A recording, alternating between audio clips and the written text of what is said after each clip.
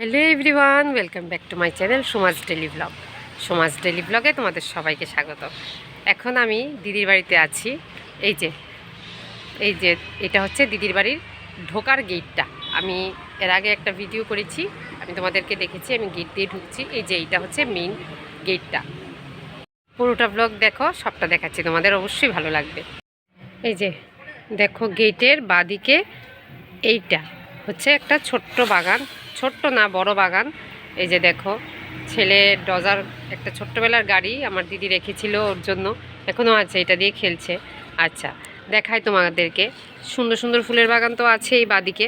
তারপর দেখো কত সুন্দর একটা বেল গাছ, ওহ দুর্দান্ত লাগে জানো আমার দিদির বাড়িতে এই জিনিসগুলি।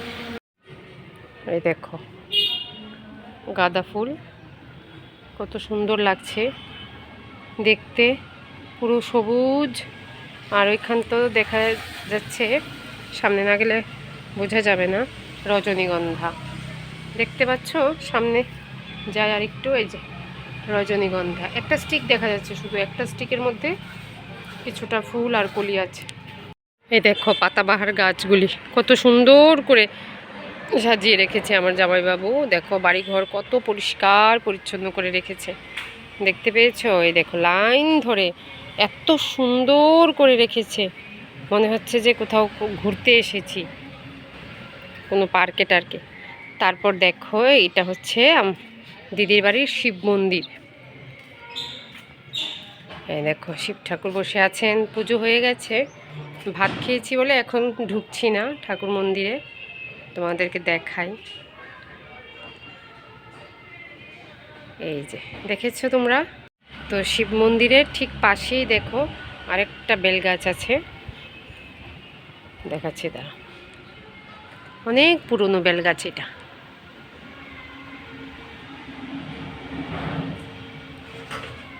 দেখেছো কেমন লাগছে বলো? আর এদিকে দেখো শুধু ফুল ফুল আর ফুল। এই দেখো, আর এই ফুলগুলির নাম কি তোমরা কমেন্টে অবশ্যই জানাবে। এই ফুলগুলির নাম কি, এত সুন্দর লাগছে দেখতে, পুরো বাড়িতে ফুল গাছ, প্রচণ্ড সুন্দর লাগছে। হ্যাঁ সুন্দর করে চান করিয়ে দাও, ঠাকুরকে ডাকো। আমার বাবু সোনা শিব ঠাকুরকে স্নান করাচ্ছে মাসির বাড়িতে এসে। এই যে ঢুকছি দিদিদের ঘরে, ঢুকে বাদিকে এই একটা রুম, এখানে একটা খাট, এখানে একটা খাট, চারিদিকটা দেখো।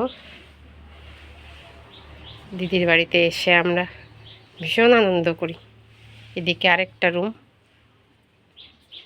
দেখো, এদিকে আরেকটা বিছানা, এইদিকে আমার দিদির মেয়ের হচ্ছে পড়ার টেবিল, এখানে বুকশেলফ আরও আছে, চলো দেখাই। এই হচ্ছে আমার দিদির শাশুড়ি মা, আর এই পাশে বসে আছে আমার দিদি, ইনি হচ্ছেন আমার জামাইবাবু, ইনি হচ্ছেন আমার দিদির মেয়ে দুষ্টুমি করে। এই হলো আমার দিদি যার বাড়িতে এসেছি, এই আমার বড় দিদি। দিদির বাড়ি এটা হচ্ছে সাবরুমের রাস্তা, এখান থেকে সোজা হচ্ছে সাবরুমের রাস্তা। এই যে দেখো গাড়ি যাচ্ছে, এদিকে হচ্ছে রাম ঠাকুর আশ্রম আছে একটা, আর এদিকে আছে এই যে এইদিকে দেখো রথ দাঁড়িয়ে আছে, এটা হচ্ছে জগন্নাথ বাড়ি। আর ঠিক বাড়ির সামনের দিকেই হচ্ছে পুলিশ স্টেশন। খুব সুন্দর জায়গা আমার দিদির বাড়িটা। এই হচ্ছে জগন্নাথ বাড়ি, জগন্নাথের মন্দির, দিদির বাড়ির একদম পাশেই জগন্নাথের মন্দির। ওয়াও, আমি কোনোদিনও এই মন্দিরে আসিনি, এসেছিলাম অনেক আগে। ভেতর থেকে তোমাদেরকে দেখাচ্ছি। এই দেখো মন্দিরের রাধা কৃষ্ণ আছেন, জগন্নাথ ঠাকুর আছেন এখানে।